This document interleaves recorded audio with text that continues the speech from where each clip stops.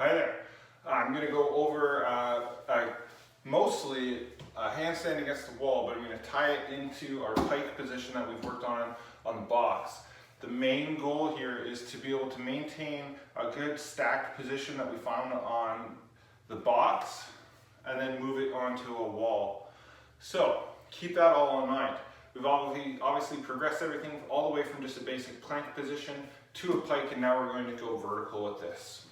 So without further ado, I'm going to set up into that pike position. So you've got to get really good at this.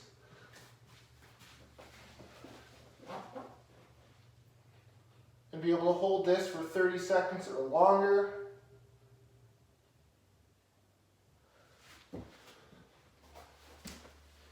Before you attempt the next part.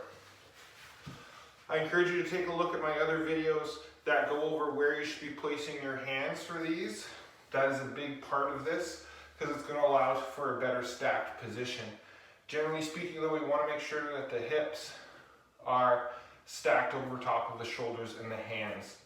Okay, so now when I go into a handstand against the wall, I want to think about already placing my hands where they're going to be landing. So if I know my hand position is here, okay, perfect, and that's where we want to be set up. Okay, that's how wide we want our hands to be set up. I'm going to hold them beside my ears. I'm going to set my feet in a lunge position, and then I'm just going to tip, placing my hands onto the ground, and then look to kick myself up to the wall. I've got good strong wall here. If you're just using drywall, be careful, don't wreck your wall. So I kick with quite a bit of force to ensure I get up and through. As I'm here, I'm pushing to the ceiling. I've found that hollow position, my butt's tight, my core is tight as I'm staying here. I lower one foot and then come down. Again, hollow position, so butt tight, core tight. I'm looking to stay in this position with the arms overhead as best as I can. I'm going to kick up again, show you a couple of faults here that we often see. Number one is that we don't kick far enough. We don't kick hard enough. We get nervous. That's okay. But it looks like that, where we just don't quite get there. I call that a donkey kick. Hee-haw. Okay, so second fault is to be broken at the hip and not be using our posterior chain. So that would look like this, where our hips are against the wall versus being off of the wall in that nice tight position. Okay, third one and last one is we trying to look at the ground with our head. That would break our neutral line through our spine. We should be looking across the room. So that would look like this.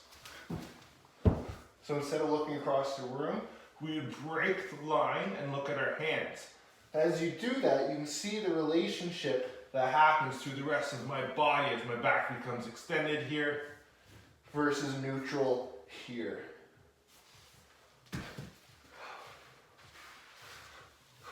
If you haven't done a lot of handstand work, no problem. Make sure your wrists are okay. Do some good wrist mobility work, okay? Make sure they're stretched out, ready to go. And keep breathing. Kick up, hold it there for 5 seconds, kick back down, okay? Again, I don't want to have to come over and do drywall work for you, so make sure it's a good strong wall. This is just OSB mounted to the wall. If you don't have that, sometimes you can do this outside against the side of the house. That's fine. Take a yoga mat with you.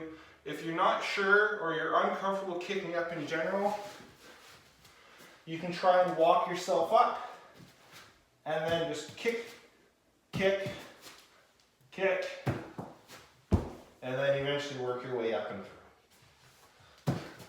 Okay. Good luck. Have fun with this one. I love this stuff. It's fun. Don't forget to breathe. As always, ask me any questions you might have. Take care.